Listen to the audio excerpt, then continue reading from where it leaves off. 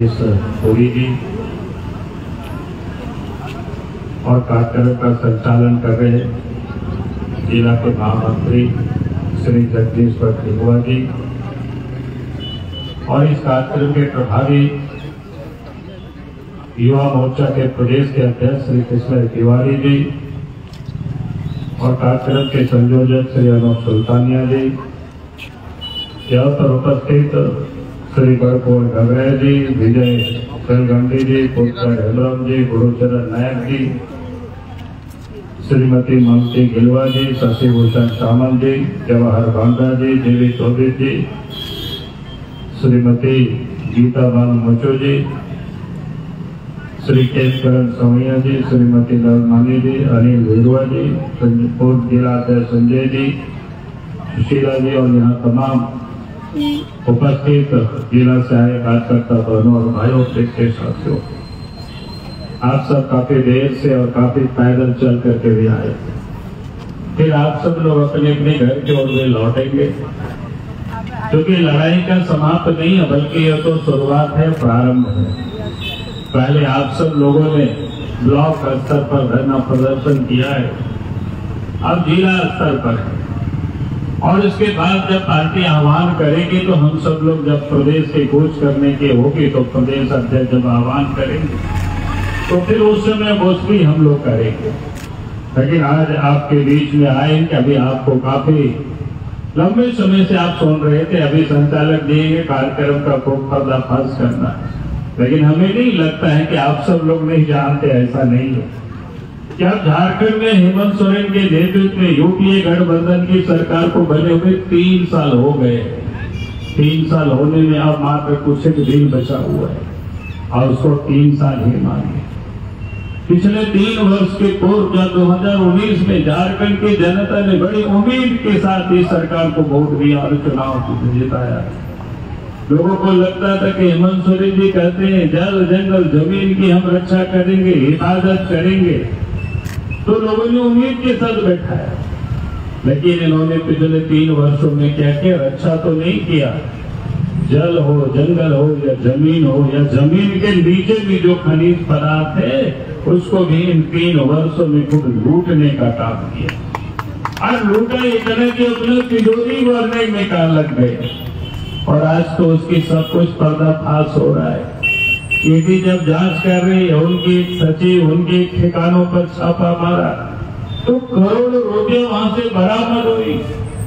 आप सोचिए किस प्रकार से इस प्रदेश को लोगों ने इस 3 वर्षों में लूटा है। लूट तो पहले भी लोग करते रहे, लेकिन जब जब इस प्रदेश के अंदर में यूपीए गठबंधन की सरकार बनी, चाहे कांग्रेस और जेएमएम की सरकार बनी या जेएमएम ने और किसी को मिलाकर के सरकार बनाई, तो आपने देखा कि इस राज्य को लोगों ने क्या क्या लूटने का ही काम किया और उसका पूरा अतीत की कहानी में उस कहानी को यहाँ बहुत नहीं दोहराना चाहता हूँ। आप सबको पता है किस प्रकार से लोगों ने लूटा है और भारतीय जनता पार्टी को जब जब इस प्रदेश में अवसर मिला तो भारतीय जनता पार्टी ने विकास का काम किया है।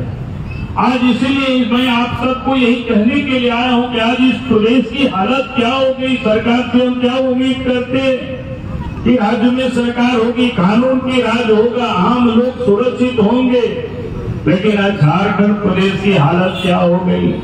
राज्य में अब इन 3 वर्षों में चोरी, डकैती, हत्या, अपहरण, बहुत बेटियां सुरक्षित नहीं है। छोटे छोटे बच्चों के साथ दुष्कर्म होता है, उनको हत्या कर दी जाती है।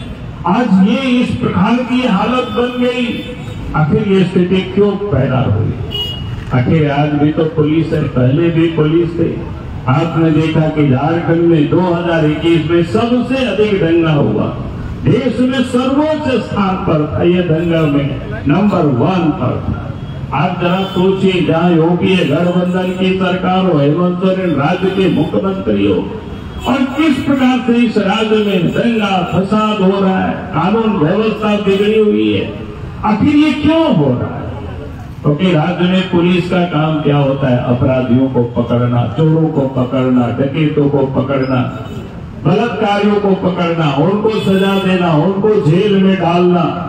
लेकिन इस प्रदेश में हेमंत सोरेन ने पुलिस को टूल्स की तरह यूज करते हैं, उनको वसूली में लगा रखे। आज चारों तरफ वसूली हो रहा है, जहां कहीं भी जाएंगे बिना पैसा से कोई काम नहीं होता है। ये हालत इस पुलिस की है, जिनके जिम्मे जो काम था अपराधियों को पकड़ना, अपराधियों को जेल में डालना, सजा दिलाना, आज वो पुलिस कहाँ लगी हुई है? वसूली में लगी हुई है। जब पुलिस ही वसूली करेंगे तो फिर अपराधी कैसे पकड़े जाएंगे? तब तो अपराधी बेलगाम होकर के, बेखौफ होकर के अपराध करते। झारखंड में आज यही हो रहा है। इसलिए मैं आप सब लोगों से यही कहने के लिए आया हूं, आप इस बात को जाने कि जब तक इस राज्य में यूपीए गठबंधन की सरकार रहेगी, हेमंत सोरेन की सरकार रहेगी, राज्य की बहु बेटियां सुरक्षित नहीं रह सकती है। और इसलिए भारतीय जनता पार्टी ने यह संकल्प लिया है कि अब इस प्रदेश से इस सरकार को हमें उखाड़ फेंकना है। यही निवेदन, यही अपील करने के लिए आया हूं। और इसलिए मैं आप सब लोगों से भी यही निवेदन कर रहा हूं कि आज यहाँ तक नहीं, हमें गांव-गांव जाकर के लोगों को बताना है कि सरकार ने किस प्रकार से इस राज्य को यह बर्बाद कर रहे हैं। दूसरा जो सरकार का काम क्या होता है? विकास का काम होता है, विकास करनी चाहिए। आज ग्रामीण अंचलों में अभी गोविंद जी बता रहे थे कि विकास का काम ठप पड़ा हुआ है, सड़कें नहीं बन रहा है, बना हुआ तो वो भी टूट गया, कोई देखने वाला नहीं है, किसी को कोई चिंता नहीं है। अभी यहाँ के गीता मर्मो जो बता रहे थे कि कहाँ उद्घाटन हुआ पानी टंकी की और शायद पानी का सप्लाई नहीं। आप जरा सोचिए, इतनी हड़बड़ी में सरकार है, क्योंकि राज्य के मुख्यमंत्री को पता है, इस सरकार में बैठे हुए लोगों को पता है क्या बहुत दिनों तक हम सत्ता में अब नहीं रह पाएंगे, क्योंकि अब झारखंड की जनता जान चुकी है इन लोगों की कामों को, और इसीलिए लोग सब हड़बड़ी में इस प्रकार के काम कर रहे हैं। और इसलिए मैं आज आप सब लोगों से यही कहने के लिए आया हूं कि सरकार से विकास की उम्मीद मत करो। इस सरकार में बैठे हुए लोग अपना विकास कर रहे हैं, परिवार के विकास कर रहे हैं। और इसलिए मैं तो कहता हूं कि इस राज्य में जो सरकार है यूपीए गठबंधन की, चाहे हेमंत सोरेन हो, कांग्रेस पार्टी हो, राष्ट्रीय जनता दल हो, ये परिवार की पार्टी है। परिवार के लिए लोग राजनीति करते हैं, पैसे के लिए लोग राजनीति करते हैं। जब तक सत्ता में बैठे हुए लोग परिवार के लिए राजनीति करें, पैसे के लिए राजनीति करें, तो फिर विकास कहाँ होगी? पैसा सरकार की खजाना में नहीं, बल्कि सर पैसा तो इन लोगों की तिजोरी में आएगा। तिजोरी ये लोग अपना भरने में लोग लगा हुआ है। और इसलिए मैं आप सबसे यही कहूंगा कि हम झारखंड का विकास इन लोगों से संभव नहीं हो सकता। विकास तो वही करेंगे जिन्होंने झारखंड राज्य को बनाया। आज ये लोग कहते हैं कि राज्य को हम लोगों ने बनाया है, लड़के बनाया है। कैसे बनाया भाई? ये तो वर्षों तक लड़ते रहे, लेकिन पैसे के लिए लड़ते रहे। आपको पता होगा उस समय सड़कों पर गाड़ी रोक रोक करके पैसा वसूली करते थे, और ये लोग कहते थे कि झारखंड राज्य बनाने के लिए हम लोग नाकेबंदी कर रहे हैं, लेकिन वास्तव में लोग नाकेबंदी करते थे। जब इनके 5-6 एमपी जीत करके पार्लियामेंट गए तो राज्य नहीं बनाया, करोड़ों रुपया लिया, और उस करोड़ों रुपया का परिणाम सब हेमंत सोरेन को पता है। उनके बाबूजी तो कितना दिनों तक उस कारण से तिहाड़ जेल में गए। उस समय कोई नरेंद्र मोदी नहीं थे, उस समय कोई अमित शाह नहीं थे देश की राजनीति में। तो इन लोगों ने क्या किया? लूटने का काम किया, ठगने का काम किया। और राज कब बना? जब भारतीय जनता पार्टी के नेतृत्व में, अटल बिहारी वाजपेयी जी के नेतृत्व में केंद्र में सरकार बनी, तो अलग झारखंड राज्य बना। आप जरा सोचिए, 1998 में सरकार बनी अटल जी के नेतृत्व में, 1999 में सरकार बनी अटल जी के नेतृत्व में, और 15 नवंबर 2000 को जब झारखंड राज्य बन गया। अगर बीजेपी की सरकार केंद्र में भी बनी होती तो आज भी ये लोग खाली डुगडुगिया हम लोगों को बदलवाते रहता। और इसलिए मैं आप सब लोगों से यही कह रहा हूं कि लोगों ने राज्य नहीं बनाया, राज्य बनाने की ये लोग नाटक करते रहते, आज भी लोगों को ठगते रहते। इसलिए झारखंड भारतीय जनता पार्टी ने बनाई तो राज्य का भी विकास भारतीय जनता पार्टी ही करेगी, राज्य को भी भारतीय जनता पार्टी ही संवारेगी। और इसलिए आप याद करिए, पहले गांव की हालत क्या था? देश में कांग्रेस पार्टी तो 50-60 सालों तक राज किया था। लेकिन इसके बाद भी गांव तक आने जाने की सड़कें थी क्या? बताओ जरा, याद करो उन दिनों को। नदी नाला में आने जाने की कितनी दिक्कतें होती थी। बरसात में एक जगह से दूसरे जगह लोग नहीं जा पाते। लेकिन केंद्र में पहले जैसा ही अटल जी के नेतृत्व में सरकार बनी, प्रधानमंत्री ग्राम सड़क योजना, गांव तक सड़कें बनना शुरू हो गया। आज मैं दावे के साथ कह सकता हूं कि झारखंड के अधिकांश गांव आज सड़कों से जुड़ गया है, जहां पर आज गाड़ियां पहुंच जाती है। पहुंचती है कि नहीं पहुंचती? जरा याद करो उन दिनों को। और अगर झारखंड राज्य बना, राज्य के मुख्यमंत्री हम बने थे, उस समय मुख्यमंत्री ग्राम सेतु योजना जितनी भी नदी नाला को पुल पुलिया को बना करके हम लोगों ने वहां तक पहुंचा दी, ताकि किसी के बाल बच्चे को कोई दिक्कतें नहीं हो नदी से वहां तक पार होने में। तो ये काम किसी ने किया? तो भारतीय जनता पार्टी ने किया। जिस काम को अटल जी ने उस समय शुरू किया था, अंत्योदय अन्नपूर्णा योजना 30-35 किलो अनाज की, उसी काम को देश के प्रधानमंत्री नरेंद्र मोदी जी, आपने देखा होगा कि कोरोना काल में भी 80 करोड़ की आबादी को फ्री में 5-5 किलो अनाज। लेकिन उस अनाज की भी क्या हालत है इस राज्य में? वो भी ठीक से नहीं मिल रहा है। यहाँ की सरकार ने तो गरीबों को कौन सा कार्ड थमा दिया, पिछले 3-4 महीनों से अनाज ही नहीं मिल रहा है। गरीब बेचारा परेशान है, सिर्फ कार्ड थमा दिए, उससे तो किसी का पेट नहीं भरेगा। अरे अगर आप उस अनाज को नहीं पहुंचा पा रहे हो, तो कम से कम गरीबों को जो मुफ्त में अनाज देश के प्रधानमंत्री नरेंद्र मोदी जी ने जो भेजा है, उसको तो लोगों के घरों तक पहुंचा देते। लेकिन उसकी भी कालाबाजारी हो रही है। हम तो कहेंगे कि जिस दिन इसके लिए सीबीआई की जांच होगी, तो चारा घोटाला से भी कहीं बड़ा घोटाला ये निकलेगा, और ये सत्ता में बैठे हुए लोग कोई बचेंगे। ये आज आप सबसे कहने के यार, ये लोग विकास क्या करेंगे? गरीबों की इनको कोई चिंता नहीं, अपनी तिजोरी भरने में लोग लगे हुए। अरे नदी की बालू तक कोई लोग नहीं छोड़ते।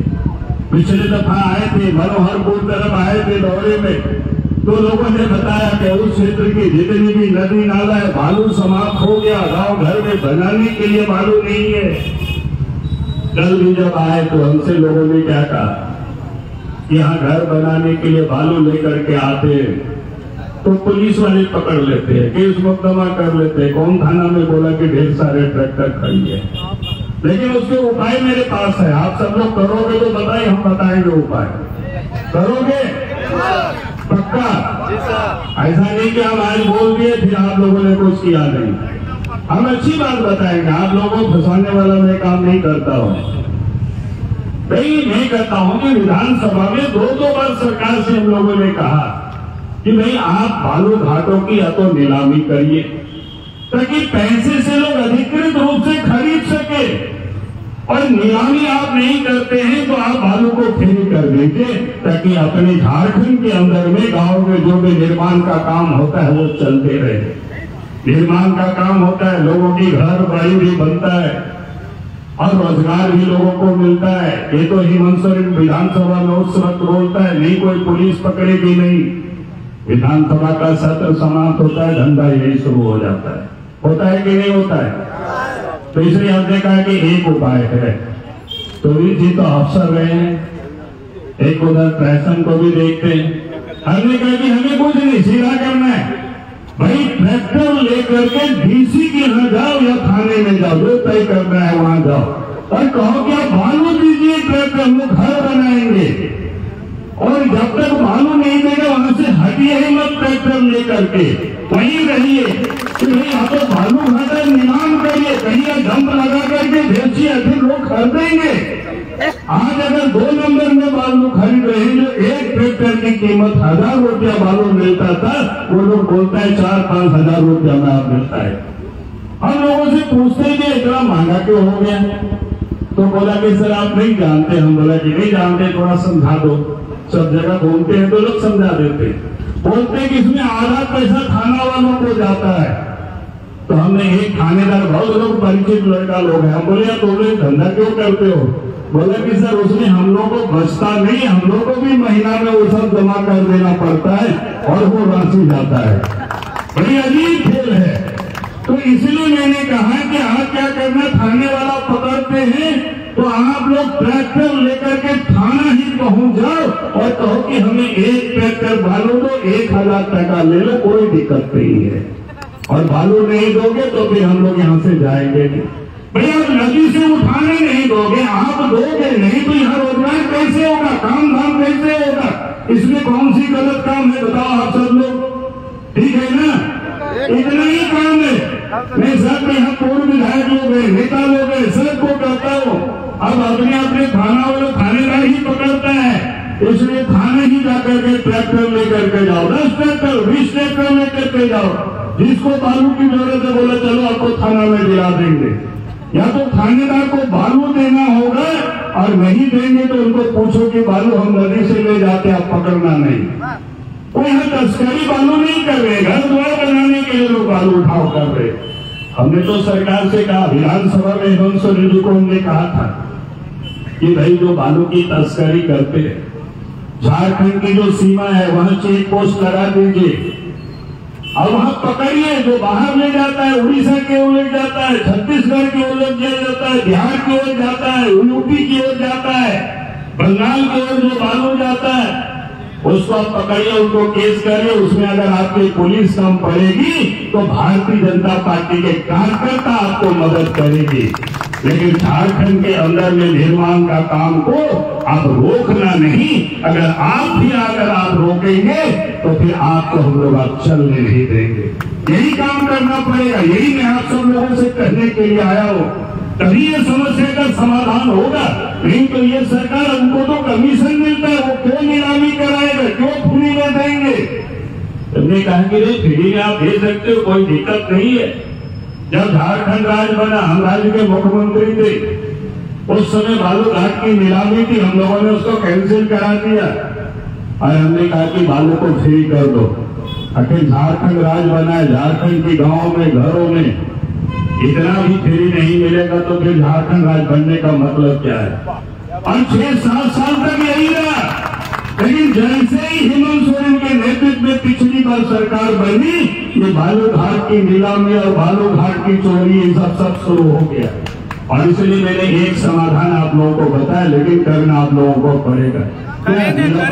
सदस्य करोगे नहीं ये काम, इस काम करना कोई दिक्कत नहीं। 4-5 ट्रैक्टर लेकर के पहुंच जाना वहां पर, क्या बोलते हैं थाना में, गीताबाल मोचू जी के जोशीला जी सब पहुंच जाना। अगर कोई थाना वाला गड़बड़ करेगा तो हमको टेलीफोन कर देना, 1-2 दिन भले लगेगा आने में, लेकिन हम जरूर आ जाएंगे। चाहे संथाल प्रजनन जब रह जाए, कहीं भी रहे, कब तक चलेगा इसे? तो इस सरकार को पता ही नहीं है कि रोजगार कैसे, बेरोजगारी क्या है, बातें ये बड़ी बड़ी करती है। और इसलिए हमने कहा कि ये जो इस राज्य की हालत है, इनको कुछ समझ में नहीं आता है। आप चला देखिए, ये लोहा क्या बोलते हैं, आयरन और लो ऐसे का ये क्षेत्र है, बंद पड़ा हुआ है। क्या बेकारी है, बेरोजगारी है, फिर बंद क्यों हुआ? इसका कारण साफ है। सरकार इन खदानों को नीलाम कर सकते थे, लेकिन सरकार ने नीलामी करना नहीं चाहते, क्योंकि नीलामी होगी तो इनको मिलेगा नहीं, पैसा सरकार की खजाना में जाएगा। इन्होंने भारत सरकार को पत्र लिख करके भेजा कि हम नीलामी नहीं होगी, हम ही को खोदने की इजाजत दिया जाए, ताकि इन्होंने जैसे चोरी कर रहे हैं, जैसे आज बालू की, जैसे कोयला की, जैसे पत्थर की, वैसे ही ये सब काम करेंगे। तो इस कारण से वो नीलामी नहीं होगी। और इस कारण से आज प्रधान के क्षेत्र में ये समस्या है, ये परेशानी है, बेकारी, बेरोजगारी है, काम धाम सब बंद है, यहाँ के नौजवान भाग रहे। और जो आप लोगों ने बता रहा था, डीएमपी फंड के पैसे को बंदर मार लोग कर रहे हैं। और पिछले बार तो लोगों ने बताया, इस विधानसभा क्षेत्र में जो भी नदी में बालू है वो भी लोगों ने बांट लिया है, उसको इधर उधर उसको उसने वो लोग कमाते हैं। यही हो रहा है ना यहाँ पर। तो ये हालत है इस राज्य की। और इसलिए मैं आप सब लोगों से यही कहने के लिए आया हूं कि वो खाली लूटने में लगे हो। अब लूट कैसे रहे, झारखंड की कहानी आप सब लोग रोज देख रहे हो खबरों में। आप मुख्यमंत्री जी ने उनके पहले तो एक सचिव के ठिकानों पर छापा पड़ा तो करोड़ों रुपया पे तो बोलते हैं कि भाई ये जो किस प्रकार से उस पैसे का जो मिला। और आप जब ईडी वालों ने उनसे पूछा तो बोले कि हमें कुछ भी पता नहीं। अब उनके क्या कहते हैं, ईडी वालों ने छापा मारा तो एक दलाल बिचौलियों के यहाँ मिला क्या, AK-47, दोनों AK-47 मिलाकर तो उसके साथ ईडी वालों ने उसको जांच पड़ताल की, भाई ये किसका है, किसके नाम से है, तो 2 पुलिस कांस्टेबल के नाम से है। तो ये भी पता चला वो कांस्टेबल कहां प्रतिनियुक्त थे, तो वो नियुक्त थे वो CM आवास में। आप जरा सोचिए, मुख्यमंत्री के आवास में वो लोग प्रतिनियुक्त है, और मुख्यमंत्री आवास में नियुक्ति के बाद उन दोनों की AK-47 कहां मिलता है, दलाल और एक बिचौलियों के पास। आप जरा सोचिए। और मुख्यमंत्री की जब पूछता है ईडी वालों ने कि भैया कैसे गया हुआ, बोला हमको नहीं पता है, प्रेम प्रकाश को भी नहीं जानते। हमने कहा कि चलो आप नहीं जानते हो, अच्छी बात है, लेकिन आप जरा बताओ, जब ईडी वालों ने जब पकड़ा उसको, उनके यहां से 2 AK-47 मिला, तो मुख्यमंत्री ने उन पुलिस अफसरों के ऊपर क्या कार्रवाई किया। CM सिक्योरिटी में अफसर होता है, उनके ऊपर कार्रवाई करते, जिला के पुलिस कप्तान के ऊपर कार्रवाई करते, DG के ऊपर कार्रवाई करते।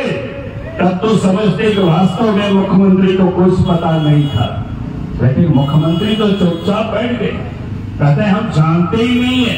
भाई आपके नहीं जानने और जानने से सवाल नहीं होगा, जनता इतना बेवकूफ नहीं है, आप लोगों को कब तक भरमाते रहेंगे।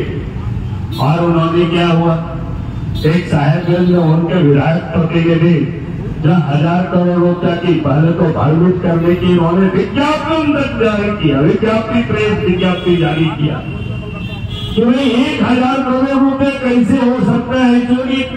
रॉयल्टी उसको समझा करके देश को समझाने की कोशिश किया। बाद में ईडी वालों ने भी पूरे प्रकाशित कर दिया कि भैया रॉयल्टी का मामला नहीं, इलीगल यहाँ उत्खनन हुआ है पत्थर की साहेबगंज जिला में, उसका 1000 करोड़ रुपया है। और कहते हैं हम जानते नहीं है। हमने तो कहा मुख्यमंत्री जी, हमने पौने 2 साल पहले उनको पत्र लिखा था उसी साहेबगंज को लेकर। हमने कहा था कि हम पत्थर के उत्खनन हो रहा है, इलीगल उत्खनन हो रहा है, यहाँ से बिहार की ओर जाता है, ट्रेन पे जाता है, पानी जहाज से जाता है, ट्रकों से जाता है, इस पर कार्रवाई करिए। आपने कार्रवाई नहीं किया। उस समय अगर कार्रवाई किए होते तो आज ईडी वालों को आपके ऊपर नहीं कार्रवाई करते। लेकिन आज अगर आपको पूछते तो आप कहते हैं कि हमको ये पता ही नहीं है। भाई आपको पता नहीं, जब पता चला तब आपने क्या कार्रवाई किया। कायदे से तो अगर आपको जब पता ही नहीं था और जब पता चला तो आप डीएम के ऊपर कार्रवाई करते, वहां के डीसी के ऊपर कार्रवाई करते। तब तो ये समझते कि वास्तव में आपको पता नहीं था और पता चला तो आपने कार्रवाई करना शुरू कर दिया। लेकिन आज तक उस पर बिल्कुल छूट है। और इसीलिए मैं आप सब लोगों से यही कह रहा हूं कि ऐसी करते, लेकिन जब इनको जाने की वक्त आप समझ गए सत्ता पर नहीं रह पाएंगे तो क्या करते हैं। आजकल कहा कि 1932 अभी चर्चा हो रही। हमने मुख्यमंत्री को कहा कि मुख्यमंत्री जी सदन में तो चर्चा ही नहीं कराते हैं, सीधे कहते हैं कि नहीं उनके बहुमत है तो पास करा दो, भाई चर्चा कराओ, क्यों डर रहे हो, झारखंड का मामला है। उन्होंने कहा कि मुख्यमंत्री जी जब राज बना अलग राज तो हमने खतियान आधारित स्थानीय नीति बनाए थे, यहाँ तुमित जी बैठे हुए और उस समय 27% रिजर्वेशन भी ओबीसी को दिए थे। कोर्ट ने उसको निरस्त किया और कुछ बिंदु उन पर उन्होंने उठाए थे। अगर उन बिंदुओं को यही समाधान कर दिए होते तो जो काम राज्य सरकार को करना है, अब कहता है कि राजनीति कर रहे हैं, केंद्र को हम भेजेंगे। वारे केंद्र सरकार को जो करना हो तो केंद्र करती है, लेकिन जो काम राज्य सरकार का है वो काम तो राज्य सरकार को करना। आप काहे को यहाँ बैठे हुए, आप यहाँ बैठे हुए आपको करना चाहिए, आप ये करेंगे नहीं तो ये राजनीति करके जनता को भरमाने का काम कर रहे हैं, कोशिश कर रहे हैं। 27% रिजर्वेशन के बारे में सुप्रीम कोर्ट ने कहा कि आयोग गठित करके सर्वे कराते, लेकिन आपने उसको भी नहीं कराया। जब पंचायत का चुनाव हो रहा था तो हम लोगों ने कहा कि 2 साल तो आपने कोरोना के नाम पर पंचायत का चुनाव नहीं कराया, अब 6 महीना और पंचायत का चुनाव को विलंब कर दीजिए, लेकिन आप एक आयोग गठित करके सर्वे करा करके ओबीसी को भी आप रिजर्वेशन दीजिए। तो इन्होंने एक भी बात नहीं मानी।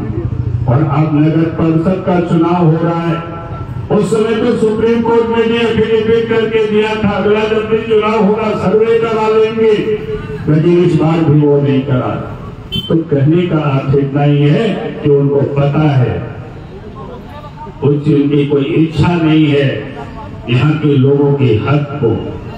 अभी तो हाल फिल्म में ये नहीं आ रहा किन किन लोगों की बहाली हुई है। 4-5 दिन पहले हम उधर संथाल परगने के दौरे में थे, तो उसमें से लोगों ने बताया कि जो जनरल कैटेगरी के झारखंड के बच्चों का तो हुआ ही नहीं, और पैसा ले लेकर के बाहर से बड़ी तादाद में लोगों की बहाली करा दी। तो आज ये हालत है इस राज्य की। और इसीलिए मैं आप सब लोगों से यही कहने के लिए हम खड़ा हुआ हूँ, आज तो ये सरकार में है जिस प्रकार से जो निर्णय करती है, अब सोचते हैं कि शायद लोगों को ये पता नहीं, लोगों को समझदारी नहीं, लेकिन लोग समझते हैं। अभी आप ही ने बताया कि यहाँ ईटा डैम के मामला को, इसलिए आपको वर्णन में करने की जरूरत नहीं है। इसलिए मैं आप सब लोगों से यही कह रहा हूँ कि आज इस राज्य में कानून व्यवस्था बिगड़ी हुई। आपने देखा चाहे बरसा में यहाँ पहले महिला के साथ दुष्कर्म हुआ, अभी कल हम आए थे कि कमल देव घेरी की हत्या हुई चक्रधरपुर में। भाई 8-9 दिन लग गए अपराधियों तक पहुंचने में, कल पहुंचे तो मुश्किल से 2 को पकड़ा। और कैसे मान सकते हैं कि ये पुलिस प्रशासन इस पर जांच करेगी। और इसलिए परिवार के भी लोगों का कहना है, लोगों ने भी कहा है कि अगर सरकार सचमुच में उसने उनके लोग कहीं इन्वॉल्व नहीं है तो सीबीआई से जांच करानी चाहिए और राज्य सरकार को उसको सुपुर्द कर देना चाहिए सीबीआई को। दूध का दूध, पानी का पानी हो जाएगा। और इसीलिए मैं सबसे यही कह रहा हूँ, आज जो इस राज्य में सरकार है, इस सरकार से न कानून व्यवस्था ठीक होगी, न भ्रष्टाचार समाप्त होगा, न विकास का काम होगा, न बेकारी बेरोजगारी दूर होगी। आजकल घोषणा किया है कौन स्टाइपेंड देने की महीना में, पहले विधानसभा में घोषणा किया था 5,000 और 7,000 रुपया भत्ता देने की। तो इसलिए ऐसे ही क्या बोले, और वसंत देव फूले का नाम दिया है, लेकिन बोले ट्रेंड लोग होंगे तो उसको देंगे भत्ता। भाई मुख्यमंत्री जी, सरकार बनते ही आप सबको नौजवानों को पता होगा, सरकार बनते ही पहले बजट सत्र में कहा था कि 5,000 और 7,000 बेकार बेरोजगार नौजवानों को भत्ता देंगे। आज तक एक भी लोगों को भत्ता नहीं मिला। ऐसे ही ठग रहे, ऐसे ही झूठ बोल रहे। और इसलिए मैं आप सब भाई और बहनों से यही कहूंगा कि आंदोलन की शुरुआत है, अभी हम सब लोगों को ये चैन से नहीं बैठना है। और ये संदेश को यही नहीं बल्कि आप सबको गांव-गांव तक पहुंचाना है। लोकतंत्र में जनता ही मालिक होती है, हमारे मालिक को पता चलना चाहिए कि झारखंड में जो सरकार है, जिनको 2019 में लोग चुना था, वो क्या कर रहे हैं, किस प्रकार से इस राज्य को लूट रहे हैं, किस प्रकार से नौजवानों को बर्बाद कर रहे हैं, किस प्रकार से लोगों को गलत भ्रमक प्रचार कर रहे हैं। और इसीलिए यही निवेदन, यही अपील करने के लिए मैं आया था। और आप सब लोग इतनी तादाद में आज यहाँ उपस्थित होकर के इस कार्यक्रम को सफल बनाए, उसके लिए जिला अध्यक्ष, उनके टीम को, मंडलों के टीम को और आप सब लोगों को मैं अपनी ओर से बहुत बहुत धन्यवाद देता हूँ। और इन्हीं शब्दों के साथ मैं अपनी बातों को समाप्त करता हूँ। बहुत बहुत धन्यवाद। जय हिंद, जय झारखंड, जय भारत।